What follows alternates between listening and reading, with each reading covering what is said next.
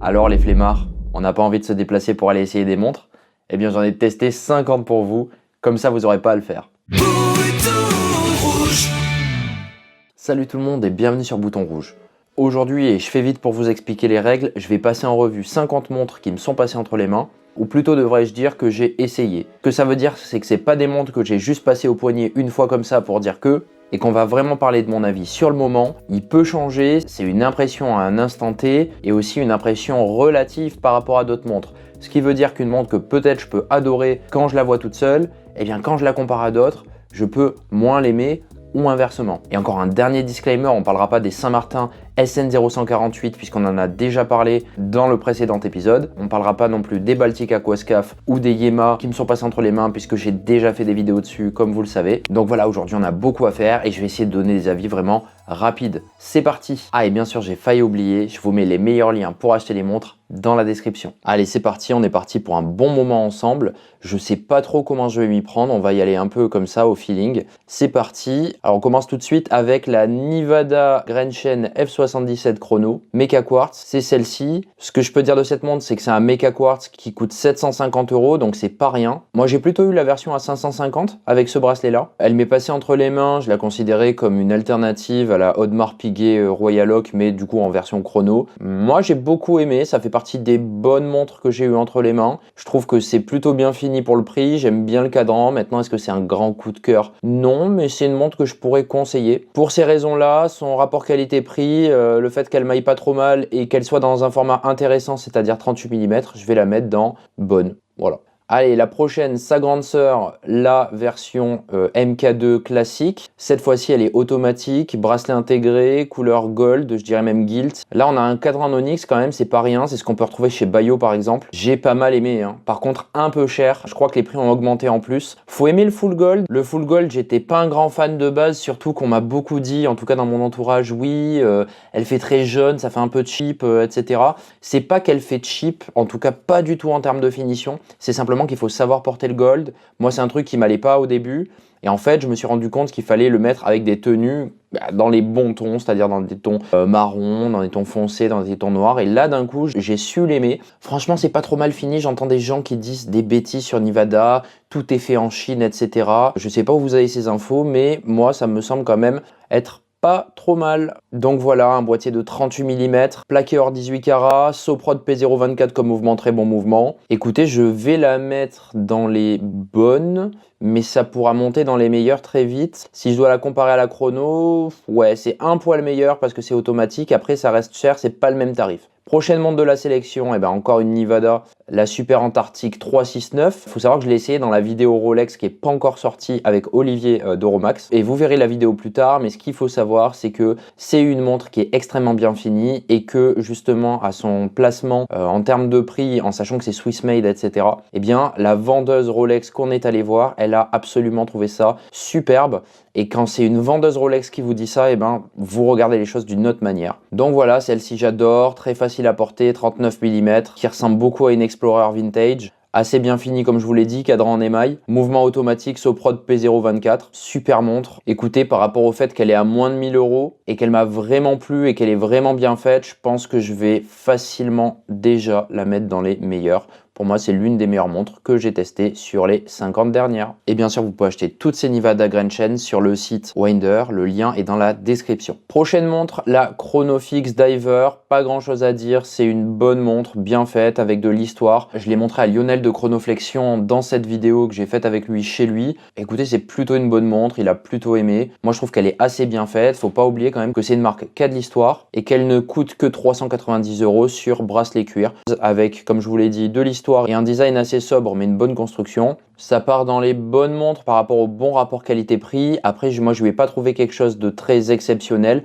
Donc ça pourrait presque descendre, mais pour l'instant je la mets dans les bonnes parce que je pense que dans Peuvent mieux faire, on va trouver d'autres choses. Prochaine montre de la sélection, la Vulcain Skin Diver GMT. Waouh, beaucoup à dire sur celle-ci, je l'ai beaucoup portée. Elle a des dimensions qui sont super, c'est une plongeuse de bureau. Vulcain, c'est une marque à l'histoire, c'est la montre des présidents. On m'en a beaucoup parlé au Time to Watches, d'où je reviens avec Olivier d'Euromax. Cependant, le problème que je vais avoir avec celle-ci, c'est déjà les couleurs que je trouve assez, on va dire la vérité, été quelconque. C'est pas un trou GMT et la tarification elle arrache 2130 € pour une petite plongeuse de bureau qui certes a des dimensions très bonnes, 38 mm, toute fine, à peine 12,2. Rien à dire, j'ai apprécié tourner la lunette, la regarder, vers saphir bombé, etc. Les finitions sont bonnes, comme je vous l'ai dit. Le problème, c'est que ça coûte vraiment cher pour quelque chose qui paraît assez quelconque. C'est une édition limitée à 100 exemplaires. Est-ce que ça va me suffire pour la mettre dans les très bonnes montres ? Je ne pense pas. Vous savez que moi je pense beaucoup en rapport qualité-prix, c'est mon défaut. Et c'est une bonne montre, mais en sachant qu'elle est vachement chère, je vais quand même la mettre dans peuvent mieux faire parce que je suis désolé. À ce prix-là, je vois pas qui est-ce qui achèterait ça en particulier. Désolé si je suis un peu dur pour certains. Prochaine montre de la sélection, la Christopher Ward The 12. Très sincèrement, c'est la première fois que je tombe sur une montre où à première vue je pourrais m'en lasser et en fait je m'en suis pas du tout lassé. Au contraire, elle est impossible à enlever, je la porte au quotidien. Je suis assez choqué par cette version 38 mm. En fait, elle est tout ce que la PRX n'est pas. C'est la PRX des gens stylés, mouvement suisse, plein de petites features intéressantes sur le bracelet. Je vous invite à aller voir cette vidéo avec Lionel de Chronoflexion où j'en parle un peu plus en profondeur. D'ailleurs, j'en parlerai dans une prochaine sélection des bracelets intégrés. Et pour moi, c'est carrément, bien écoutez, la meilleure ou l'une des meilleures montres au bracelet intégré qui me soit passée sous la main. Elle fait jeune, elle fait fraîche, il y a des bonnes idées dans le design, notamment ce protège-couronne. Écoutez, ça va là. Ça va là, honnêtement, c'est une montre quasi parfaite. Voilà. Et juste après son homologue, la 8 One Crown de Mido, qui sur les photos me plaisait beaucoup. Et puis finalement, je l'ai essayé en vrai. Je me suis dit, ok, pas mal. Maintenant, j'ai eu la Christopher Ward qui m'est passée entre les mains. Pour un tarif assez similaire, c'est-à-dire autour des 1000 €, un peu au-dessus, j'ai trouvé quand même la Christopher Ward bien plus inspirée, d'autant qu'elle est arrivée avant. Et la Mido, c'est pas qu'elle fait cheap, mais j'ai quand même vu mieux à cette gamme de prix. Donc vous savez que j'adore Mido, mais là sur celle-ci, je peux seulement la mettre dans bonne. Ça reste quand même une bonne montre. Je vais pas la descendre non plus comme un fou, mais voilà, j'ai pas été extrêmement convaincu.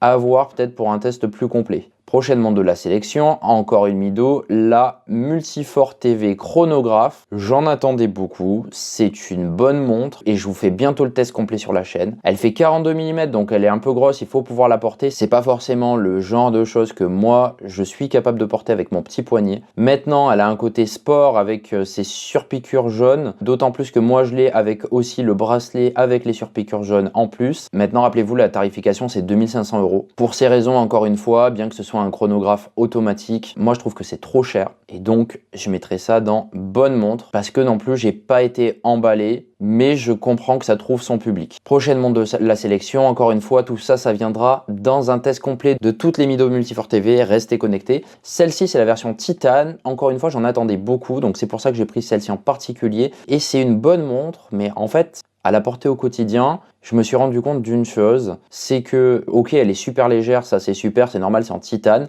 Maintenant, finalement, cette version classique, elle est quand même assez épaisse. Et ce titane gris, il est pas mal parce qu'il ressemble beaucoup à de l'acier, mais du coup, on perd un aspect un peu particulier du titane. Alors dans ce cas-là, je vais la mettre dans les bonnes montres, c'est une bonne montre. Je dirais même qu'elle pourrait faire partie des meilleures. Le seul souci que je vais avoir pour moi en tout cas, c'est que je la trouve quand même un peu épaisse par rapport au fait qu'elle fait 40 mm et qu'elle pourrait être un peu plus fine. Donc pour ces raisons, je la mets dans bonne montre. Vous savez que j'apprécie la Mido Multifort TV Big Date, mais cette version titane, c'est pas l'une de mes préférées. Prochaine montre de la sélection, la 35 mm, c'est toujours la Multifort TV. Et la différence, c'est que la 35 mm, elle m'a vraiment surpris. J'en attendais pas grand chose parce qu'elle n'avait pas la Big Date, mais la différence de celle-ci, c'est qu'elle a les petits diamants, etc. Donc elle pourrait paraître très féminine et en fait, elle ne l'est pas. Je dirais même plus, elle est très unisexe. Et en fait, depuis quelques temps que j'ai acheté une montre vintage de petit format, je trouve que le 35 il me va très bien. Ici, si vous n'avez pas les images sur mon poignet, c'est parce que comme je vous le disais, bientôt ça va sortir en vidéo. C'est une assez bonne montre. En fait, je trouve qu'elle me va mieux que cette Multifort TV Big Date. Cependant, il y a un petit truc, c'est que ce revêtement plaqué or, je sais pas comment ils l'ont foutu, mais déjà on voit pas le mouvement sur le fond de boîte et donc ils l'ont recouvert de ce PVD. Et sur l'ensemble des choses,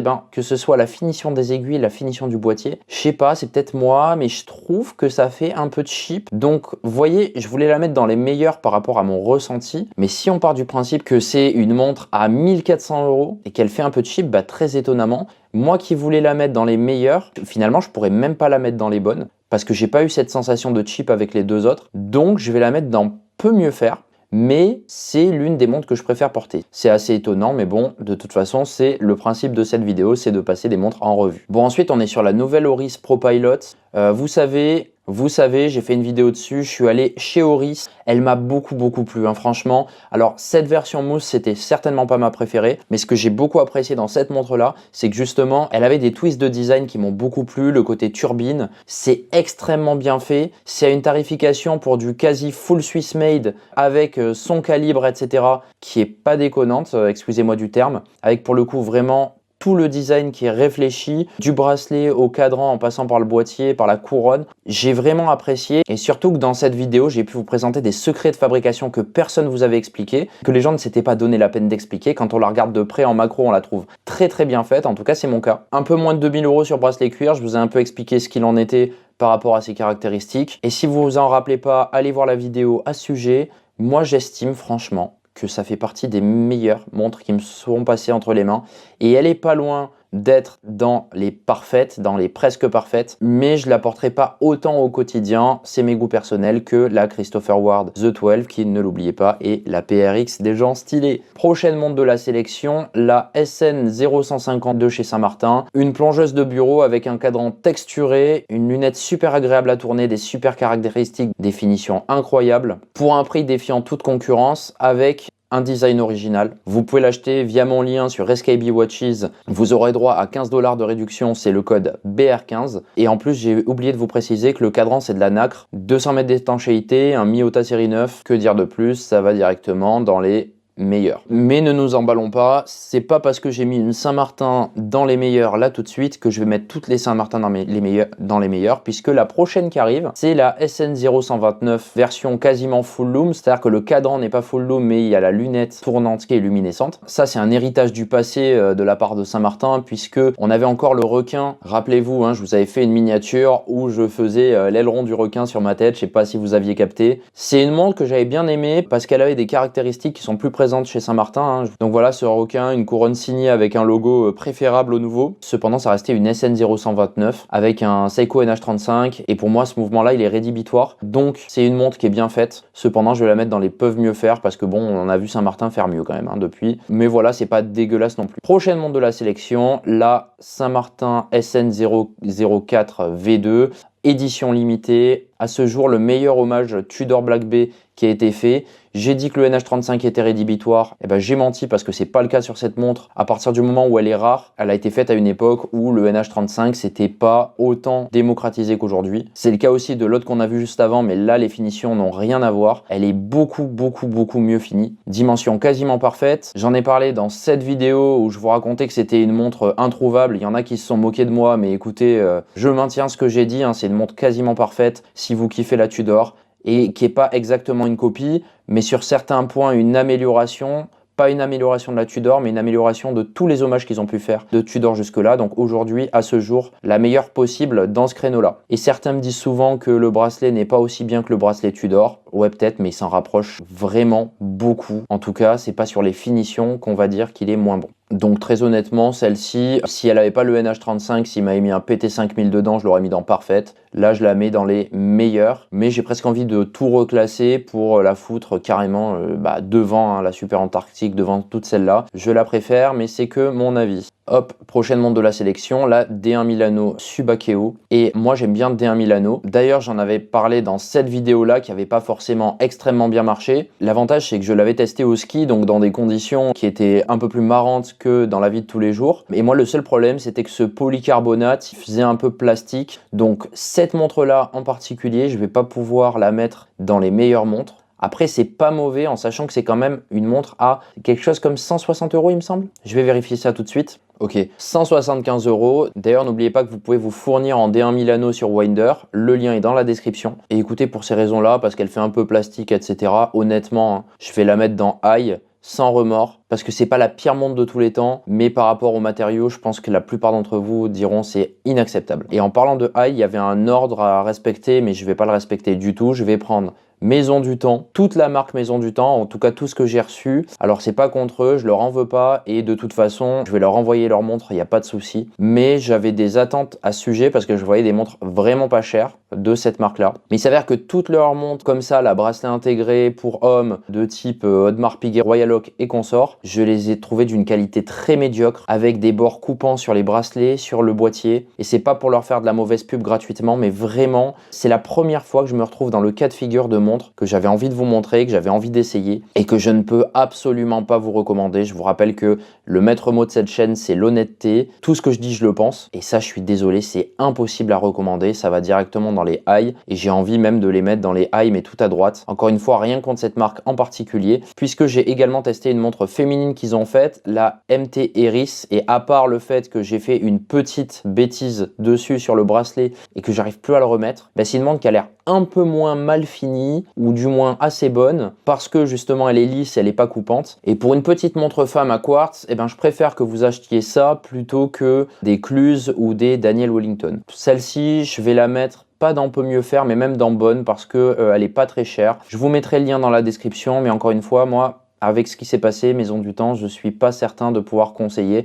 À la limite, celle-ci, si vous voulez offrir à une femme pour une montre pas chère. Bon, en parlant de montre un peu bizarre, on va passer sur la Gaia Watches Planetary Flywheel. Alors celle-là, c'est une montre ultra bizarre qui m'est passé entre les mains. C'est une marque chinoise qui m'a contacté en me disant vas-y, essaye notre montre. Je l'ai trouvé méga chelou, je peux pas vous dire que c'est une montre incroyable, je peux pas vous dire que c'est une montre pourrie. Après ça coûte quand même 549 €, il faut aimer le design. Je vais pas vous dire que c'est nul, je vais pas vous dire que c'est bien, je suis vraiment partagé, je sais pas quoi dire de cette montre. Par contre, ce que je peux vous dire, c'est qu'elle fait 46 mm de diamètre. Faut avoir un poignet de mastodonte pour pouvoir la porter. Il y en a qui aimeront, il y en a qui aimeront pas. Je vous mets quand même le lien en description. C'est un lien affilié si ça vous intéresse. À titre personnel, j'ai été étonné et pas en si mal. Je m'attendais à ce que ce soit un truc horrible. C'est juste que le bracelet est cheap. Je la mets dans Peuvent mieux faire. C'est pas non plus un high parce que, comme je vous dis, comme c'est un peu particulier, il y a peut-être des gens qui aimeront. Et c'est quand même 500 € moins cher qu'une Siga Design Blue Planet, dont je vais peut-être vous faire une review très bientôt. Prochaine montre de la sélection, la Casio MDV 107 ou Marlin, mais sans le Marlin. Et alors cette montre-là, elle est toujours aussi bonne. Il lui manque juste le petit Marlin. Elle est à un prix défiant toute concurrence. Vous pouvez l'acheter ou équivalent sur Winder pour à peu près 100 €. Je vous mets le lien dans la description. On en a déjà parlé une belle quantité de fois. Je voulais même comparer à la MDV 106, donc avec le Marlin. Que dire, c'est une super montre. En termes de rapport qualité-prix, c'est probablement la meilleure plongeuse qui existe sur le marché horloger. Trop dommage pour le Marlin, sinon je l'aurais mis dans Parfaite. Mais voilà, dans cette version Batman, la MDV 107, ça va dans les meilleures montres qui me sont passées entre les mains parmi les 50 dernières. Bon, j'ai réalisé votre rêve. Rappelez-vous de cette vidéo qui avait fait beaucoup parler. Moi, j'avais pété un câble. C'était pas du tout dans mes habitudes de parler en mal de Citizen, mais j'avais pas du tout aimé l'annonce de la sortie. J'étais en mode qu'est-ce que c'est que ce truc, etc. Et bien écoutez, je me suis permis de l'acheter, de la garder un peu entre les mains. Écoutez, je l'ai directement renvoyé. C'est la même chose que ce que j'en pensais avant. Peut-être même en pire parce que vous verrez plus tard que j'ai trouvé un équivalent beaucoup mieux. Je comprends pas comment on peut acheter une plongeuse qui est pas une plongeuse puisque elle est pas étanche du tout. Et arrêtez de me dire qu'on plonge pas avec sa plongeuse. Désolé si vous plongez pas, c'est votre problème. Moi, c'est le cas. Et franchement, mais quelle idée d'acheter cette Suyo Sachor. Ils ont fait absolument n'importe quoi. Ça va directement dans les high. Voilà. Et même si c'est Citizen, je m'en fous. Ça va dans high. Quelle idée d'avoir augmenté les prix pour une montre dont on n'augmente pas les spécifications significativement. Mais Citizen ne fait pas que du mauvais puisque je l'avais essayé, rappelez-vous, dans cette vidéo avec Olivier d'Oromax chez Clément entre-temps. Elle m'avait assez plu et que c'est une True GMT, voilà, avec un super mouvement Miyota de série 9, donc le 9075. À la limite, si vous achetez une Citizen, bien qu'elle soit chère celle-ci, écoutez, 900 et quelques euros, moi je veux bien, mes cadrans texturés, etc. Il y en a beaucoup qui me disent que c'est important d'acheter une grande marque reconnue, etc. Par exemple, qu'on va pas acheter un équivalent par exemple de chez Wise ou de chez Saint-Martin parce que c'est de la micro-marque. Donc ceux qui veulent acheter des Citizen en particulier, écoutez, cette gamme intermédiaire, c'est-à-dire les 8 Series, qui sont entre les The Citizen, qui sont quasiment niveau Grand Seiko, en termes de spécification, de finition, et les Citizen classiques qui sont en dessous, les Tsuyosa, etc., les Citizen moins chers, bah écoutez ça, cette gamme de prix intermédiaire, si vous êtes prêt à mettre ce genre de prix que je trouve extrêmement élevé, hein, n'oubliez pas que le Miyota 90-75, il est revendu à des particuliers 165 € à peu près, donc le prix fournisseur est beaucoup moins cher. Et bien comme ça en Batman, là je peux plutôt vous la conseiller, donc je la mettrai dans les bonnes montres, voire dans les meilleures, mais il y a encore cette question du prix, donc voilà, plutôt bonne montre. Prochaine montre de la sélection, vous savez ce que la Tsuyosa Shore n'est pas? Eh bien cette montre. La Bosel Elemental, j'en ai parlé 2 fois récemment sur ma chaîne, d'abord avec Lionel de Chronoflexion, puis tout seul en review individuelle, bien que ce soit une review rapide de ma nouvelle série Quick Check. N'hésitez pas à aller la voir si ça vous intéresse, on parle de montres très rapidement. Et la chance que j'avais eue, c'était d'être quasiment en direct avec son créateur, puisque j'avais récupéré un enregistrement qu'il m'avait fait pour compléter la vidéo. Et donc j'ai pu savoir un peu tout à propos du design, toutes ces inspirations. Vous voyez qu'il y a une lunette un peu Serica, il y a une couronne avec le sable dedans. Tout est inspiré, tout est réfléchi. Il y a quand même 400 personnes qui se sont embêtées à faire le design de cette montre. Moi, je trouve ça super. Comme je vous l'ai dit, c'est exactement ce que la Citizen Tsuyosa Shore n'est pas.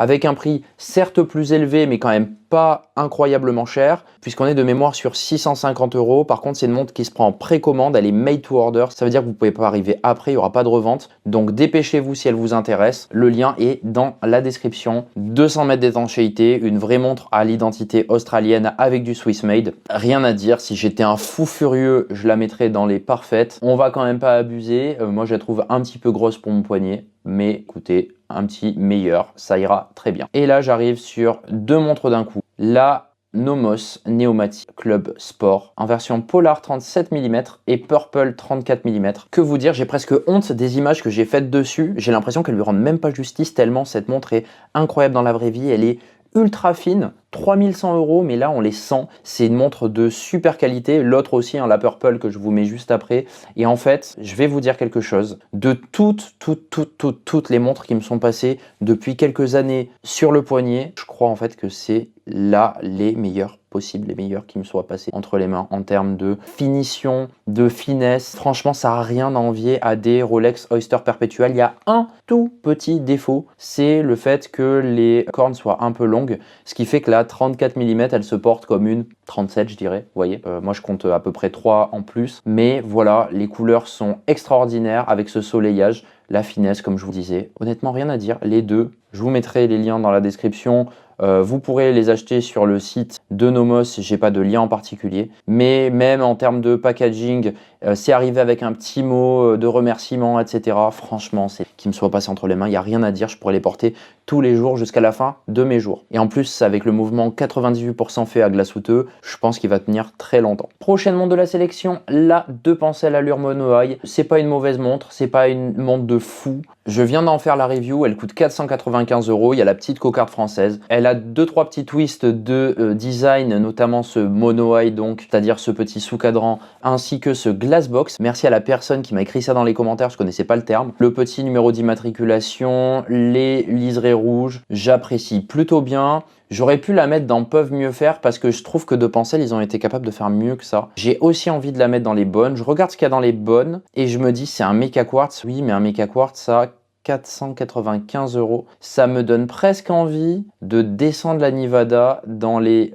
Peuvent mieux faire et de mettre la 2 Pensel dans les bonnes. Cependant, la Nivada, elle garde le Swiss made, même sur cette version. Et rien que pour ça, je la laisse quand même dans les bonnes. Mais voilà, la 2 Pensel Allure Mono Eye, j'ai plutôt bien aimé. Ils sortent des nouvelles couleurs très bientôt. N'hésitez pas à aller checker le lien dans la description si vous voulez les prendre sur leur site. Prochaine montre de la sélection, la review n'est pas encore arrivée. Vous connaissez Pékinier Concorde 36 en titane, le fleuron de l'industrie française, etc. Je vous dis, la review arrive. Je peux pas dire grand chose maintenant pour éviter de vous spoiler. La seule chose que je vais dire, et ça me fait extrêmement mal au cœur, c'est que pour moi, ça va ici. Voilà, mais vous en saurez plus en temps voulu. Prochaine montre de la sélection, la Timex Chrono Wow. Je me rappelle plus ce que veut dire wow, excusez-moi, n'hésitez pas à me le rappeler en commentaire. Qu'est-ce que je suis débile. Et d'ailleurs, pensez à vous abonner à la chaîne si vous voulez plus de contenu de ce type.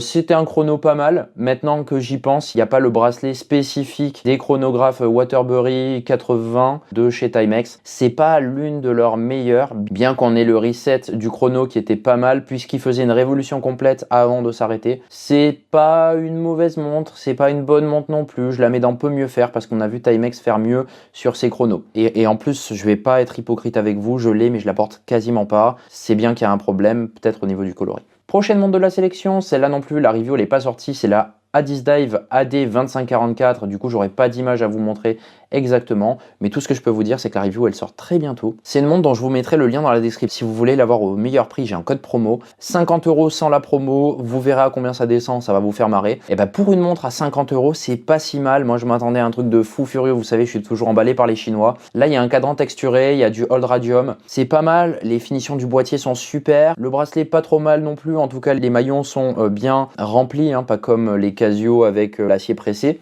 316L, 100 mètres, que je vous ai dit, le Old Radium, c'est du C3 Vintage. Vert saphir, honnêtement, les caractéristiques, on peut rien dire pour cette gamme de prix. Par contre, il y a deux choses. J'ai été déçu du mouvement. Je croyais que c'était un VH31. Finalement, je suis pas sûr parce que c'est juste un quartz qui tique. Bof, ça me refroidit un peu. Et la deuxième chose qui me refroidit, mais ça, vous le verrez dans la vidéo à ce sujet, c'est bien sûr le problème d'alignement, bien sûr, de nos amis les marqueurs, puisque d'un côté, ça tique parfaitement sur les marqueurs et de l'autre pas du tout, et ça c'est dommage. J'espère que ça vient pas de mon exemplaire en particulier, ce serait bête. N'oublions pas qu'elle vaut 50 € voire moins, donc est-ce que je vais la mettre dans les high? Non, pour la simple et bonne raison que vous pouvez acheter des Seiko à 5-10 fois le prix et que vous aurez aussi des problèmes de marqueurs. On a la même chose chez Orient, voilà, c'est pas les seuls, donc rien que pour ça, ils iront pas dans les high, ils iront dans les peuvent mieux faire, mais un peu mieux faire quand même, un cours encourageant, hein, qui pourrait presque aller dans les bonnes montres. N'oubliez pas que ça coûte 40-50 balles, c'est assez dingue. Prochaine montre de la sélection, la Squall 20 Atmos Militare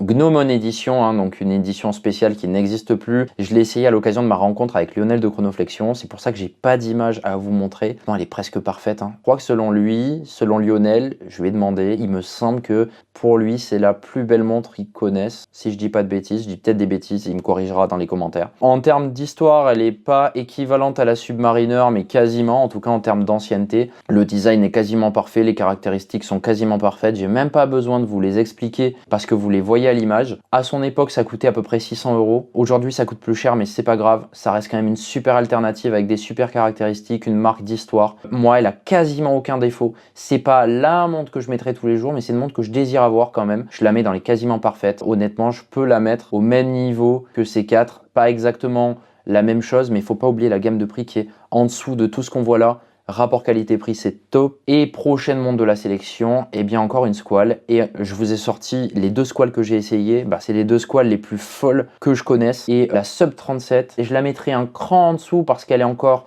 nouvelle, donc on peut pas dire que c'est parmi les meilleurs, hein. Il manque un tout petit peu d'ancienneté, mais alors là, tourner la lunette, la finesse, etc. Moi j'aime pas trop le bracelet, mais il a une vraie identité. Je vais la mettre dans les meilleurs, mais franchement elle ferait pas tâche dans les quasiment parfaites. Donc encore merci Mister Lionel pour cette découverte. Et en parlant de quasi perfection, j'ai acheté cette montre il y a pas longtemps. C'est une montre vintage de la marque Tag Heuer. C'est une montre à quartz, mais elle a les index en tritium. Je l'ai fait importer du Japon, je l'ai eu aux enchères. Elle fait 34 mm et en fait elle m'a réconcilié avec les montres vintage. J'ai toujours eu peur du vintage et en plus j'ai jamais aimé le biton. Et ben voilà, elle me fait mentir. J'adore la porter, je la porte quasiment tous les jours, je la trouve presque parfaite. La particularité de ce modèle là, c'est qu'elle a en même temps le logo Tag en couleur, mais en même temps ce cadran qui était typique des séries 2000 mais qui sont arrivées après, c'est-à-dire avec le logo en noir et blanc. Donc elle a plein de caractéristiques particulières, hein. Le T pour tritium qui a été arrêté après. Faut savoir que j'ai commencé à chercher cette montre suite à cette vidéo très cool de ce youtubeur You're Terrific qui est anglophone.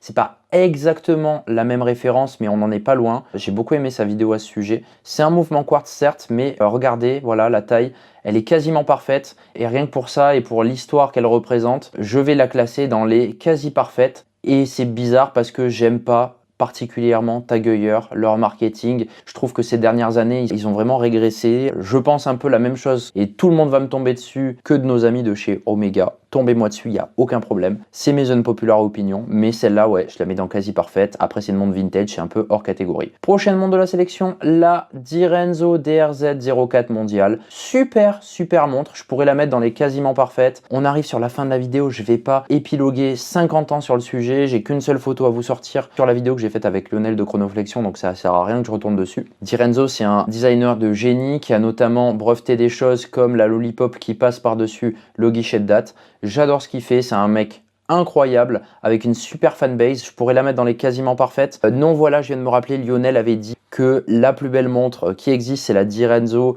je crois DR02, quelque chose comme ça. On n'en est pas loin. Maintenant, voilà, super montre au bracelet intégré, un bon rapport qualité-prix, Swissmate, montre de designer, je vais la mettre dans les meilleures montres, pas dans les parfaites. Prochaine montre de la sélection, et ben ça va être quasiment la même chose, la Venezia Nico Arsenale 37 mm, cadran MOP, c'est-à-dire mer des perles, donc la nacre, des dimensions quasiment parfaites. C'est la première montre dont je parlais dans la vidéo avec Lionel de Chronoflexion où je suis allé chez lui. Elle me plaît énormément, je trouve que ses dimensions sont super, ils ont mis des super coloris. Franchement, Venezia Nico est en train de glow up à un point pas possible. Elle fait 37 mm, 37 mm. Je sais pas si vous vous rendez compte, mais pour un bracelet intégré, c'est quasiment parfait. Là, on avait une 36 en exemple. Voilà, rien d'autre à dire. Venezia Nico, très fort, Miyota série 9. Ils arrivent encore à rester en dessous des 1000 €. Je vais même vous dire mieux, à 850 € pour un truc qu'ils ont designé eux-mêmes, avec le bracelet designé par eux. Vraiment une identité. Que dire, moi ces Italiens, ils sont en train de me rendre fou. J'en peux plus. Et bah écoutez, je vais les mettre dans quasi parfaite ou allez, dans les meilleurs. Dans les meilleurs, mais si on part du principe que le prix c'est 850 €, franchement les seuls que je vois aujourd'hui capables de faire mieux que ça, c'est Saint-Martin. Aujourd'hui ils ont des bracelets intégrés avec des designs originaux, où les tarifs ça n'a rien à voir, et en sachant que Venezia Nico, il n'y a pas de made in Italia, donc c'est quand même beaucoup fait en Asie, malgré tout, je peux pas les mettre dans quasi parfaite parce que j'ai vu mieux sur ce segment de montres. Notamment celle-ci, la Christopher Ward The 12, bien que le prix soit pas le même. Mais voilà, et bien sûr, pour finir, je vais vous présenter une très bonne montre, la Bramier City Light Aventurine. Elle arrive très bientôt, j'ai fait une vidéo cinématique à ce sujet. Restez connectés, tout ce que je peux vous dire, c'est que cette Bramier, elle a un design original. C'est une plongeuse de montagne, je trouve ça très drôle. Elle est vraiment étanche, et c'est une petite marque naissante, une petite jeune marque italienne qui fait des choses pas trop mal. Je vais bientôt vous en parler plus en détail, et je vous mettrai les liens dans la description. C'est une bonne montre, vous pourrez même la mettre parmi les meilleures, mais je vais quand même pas abuser. C'est pas très cher, ça vaut un peu plus de 300 €.